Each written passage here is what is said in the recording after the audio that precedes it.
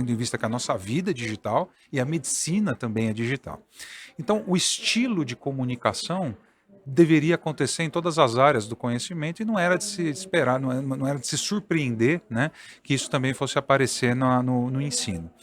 A vantagem é que você tem um acesso mais rápido a material, você tem um acesso mais rápido a professor, você tem contato mais rápido com o professor, você tem alta qualidade de material facilmente acessado, referências bibliográficas, então existe muita facilidade. E justamente porque a maior parte da geração atual jovem está se formando, já está imersa nessa nova espécie humana, né? Era de se esperar que estratégias de ensino que utilizassem essas plataformas viessem a progressivamente tomar a dianteira no ensino. Eu acho que elas não vêm para substituir, elas vêm para agregar valor, aumentar acesso, baratear, né? E que estimule, ajuda a estimular as pessoas a ter aprendizado adequado, que elas também se tornem professores. Então é um ciclo positivo, não é um ciclo negativo. Mas a gente tem que se adaptar progressivamente e principalmente tomar cuidado para não liberar material sem muita, digamos assim, conteúdo adequado, né, para que sirva de base para os estudantes. Esse é exatamente o meu próximo questionamento. Se a gente acompanhasse ali no início dos anos 2000, os grandes astros do rock falavam que a internet era uma grande lata de lixo e que qualquer pessoa poderia colocar qualquer coisa ali. E esse é um problema quando você está atrás de um ensino, de conhecimento, né? Não existe uma curadoria adequada. Qual que você acha que é o papel, por exemplo, o seu papel enquanto referência institucional, enquanto referência de conhecimento, em tentar ajudar isso? Porque a gente sabe que é impossível, né, proibir, a internet dá voz a todos. Mas como que você acha que seria o caminho de existir um controle sobre isso? Esse é um assunto extremamente complexo, esse é um assunto mundial e que não tem uma solução simples. Aliás, foi motivo de um artigo recente do New England, agora de junho, né, de como evitar a disseminação de má informação, de informação inadequada. Eu acho que a melhor forma é que a própria sociedade médica, que criou departamentos, academias, sociedades, utilize essas sociedades criadas pela própria comunidade médica para regulamentar de forma minimamente aceitável os conteúdos. E talvez a melhor estratégia seja que a academia, os centros acadêmicos, tomem a dianteira em começar a produzir esses materiais e que isso a gente sabe que tem um controle de qualidade, a geração de conhecimento, o raciocínio, ele é bem adequado na maior parte dos centros acadêmicos, então talvez esse seja o caminho melhor, que essa liberação de material seja oriunda dos centros acadêmicos. Todo mundo tem boa intenção, quer colaborar e etc., mas essa forma tem que ser adequada. Então eu acho que vai haver uma autorregulação, não há necessidade de. Eu acho que a necessidade de limites Sim. profissionais, né? As pessoas são livres, lógico, devem utilizar as redes sociais, mas eu acho que vai haver uma autorregulação das pessoas, inclusive, quererem procurar os lugares de alta qualidade. Esses lugares serão predominantemente grandes centros de saúde e academia. Seria quase o mercado técnico mesmo fazendo a Né? seleção, né, realmente. Vivemos um tempo hoje, né, passamos 2 anos de pandemia com tudo fechado. E aí todos os eventos tornaram-se online. Tem muita gente que acha isso interessante e existem críticas específicas ao modelo online. Hoje nós estamos vivendo um momento híbrido, correto? Você acha que isso é uma tecnologia que veio para ficar? Ou você acha que são produtos completamente diferentes e acabam concorrendo e atrapalham o presencial? Qual que é a sua opinião em relação a isso, já que na SOCES, por exemplo, nós somos híbridos? Eu acho ótimo, acho que isso só aumenta as possibilidades. Tem situações que talvez seja melhor presencial, hands-on da SOCESP, né? Arena, né? Você dando uma aula numa arena, discutindo um caso, Heart Team, né? Eu acho que como tivemos algumas sessões, interessante presencial. Às vezes você tem uma óbvia, nítida dificuldade logística, talvez seja interessante virtual. E eventualmente, em algumas situações, você está num momento presencial, em outro virtual. Então só veio agregar, né? As pessoas, eu acho que têm muita tendência de achar que essas questões virtuais, telemedicina, ensino virtual, congresso virtual, veio para substituir o antigo. Não veio para substituir, veio para agregar.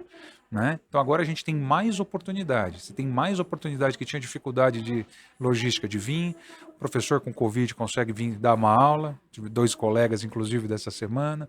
Você tem um problema aqui, consegue acompanhar ali. Então acho que veio para agregar valor, aumentar a acessibilidade, inclusive até baratear, né? É, Baratear um pouco. Você não precisa trazer, né, tanta gente de Isso, qualidade fora e você meio que democratiza, né, é o, isso o aí. ensino em cima disso.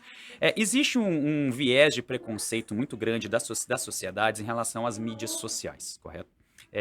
Tem gente que vai taxar esse tipo de profissional que utiliza a rede social para divulgar algum tipo de conhecimento de blogueiro, de TikToker e tudo mais.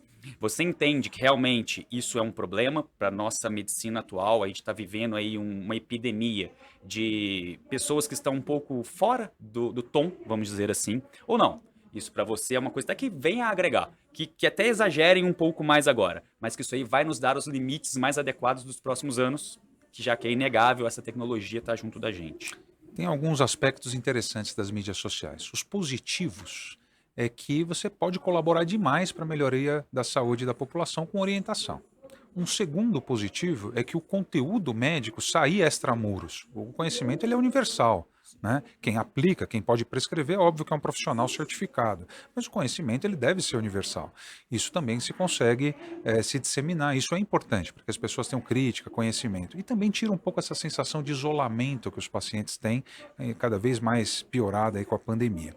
Agora tem alguns pontos que merecem atenção. Um deles que eu acho muito interessante é que conteúdo postado é eterno, ou na rede ou no computador de alguém que acessou. Né? Tweets, blogs, portais, eles agregam valor, mas não substituem uma avaliação médica presencial. A gente precisa tomar muito cuidado com perda de privacidade, vazamento de informações de pacientes, dados que permitam a identificação de pacientes ou informações que foram coletadas durante uma consulta. Isso é uma questão ética inegociável que não pode acontecer, e principalmente se isso vazar para terceiros, às vezes que têm interesses ilícitos ou financeiros. Né? Agora, o assunto mais complexo é a disseminação de informações não adequadas. Então, essa que é a grande questão. As pessoas são livres, devem utilizar a internet. Frequentemente, elas têm excelente, como é que fala assim, boa vontade em querer colaborar, e às vezes até falta um pouco de recursos para poder colocar esse material de alta qualidade. Então, eu dou alguns conselhos, né? Talvez um dos conselhos interessantes seja usar os mesmos preceitos do código de ética de uma avaliação presencial para guiar a sua atuação no mundo virtual. Né? Talvez o segundo conselho interessante é você monitorizar a sua presença na internet e ver se isso está alinhado, né, aquilo que você posta, com as melhores práticas alinhadas, por exemplo, de grandes centros de saúde, centros acadêmicos de referência e etc. E ver se o conteúdo que está lá foi do seu próprio punho. Né? Sim. Se for usar alguma coisa, pedir para o paciente, né, autorização, mas principalmente que haja uma educação dos seus pares, que você ajude a educar os seus pares e disseminar boas informações para que a gente vá quebrando esse ciclo, não com regulamentação, mas com educação. Legal. E nesse contexto, foi até uma pergunta que me veio agora. Aproveitar que você está aqui com a gente gente ter essa informação. Decoro médico nas redes sociais. Até onde pode ir? Até onde você acha que deveria existir uma modulação? Essa profissão tem uma liturgia inerente à nossa atuação. Assim como todas as profissões têm uma certa liturgia. Cada um tem o seu estilo, o seu perfil, é óbvio, as pessoas são livres. Mas é recomendável que você tenha uma linguagem que não deixe confusão, que não seja agressiva, que não seja insensível, né, que não seja explosiva, não educada, que isso não representa os preceitos que modulam a nossa profissão, a nossa intenção ao tratar um próximo ser humano. Então, acho que tem que ter um mínimo de bom senso, acho que educação. Né? E quem pode dar uma orientada nisso são as próprias sociedades médicas, assim como tem um código de ética, né? Tem que ter um mínimo de orientação nesse sentido também. Talvez até formar um código de ética social, né? Sim, Tipo de mídias sim. sociais, faz verdade. A gente vai fazer mais uma pergunta para o professor Tarso, que está com a gente aqui, para a gente poder caminhar para essa reta final da nossa entrevista. E agora um pouco mais assistencial. Então, professor, é o seguinte, veio para ficar a telemedicina. E o senhor é assistente de um grande centro nacional, né, de telemedicina, telecardiologia do Einstein. Veio para ficar, substitui 100%. Como que você utiliza, na sua prática diária, a telemedicina com seus pacientes, dentro da cardiologia? Telemedicina tem vantagens óbvias, né? Conforto, acessibilidade, várias possibilidades de horários de atendimento, não tem dificuldades de clima, de trânsito, etc. Tudo aquilo que é bom para o profissional médico também vai ser melhor para o paciente.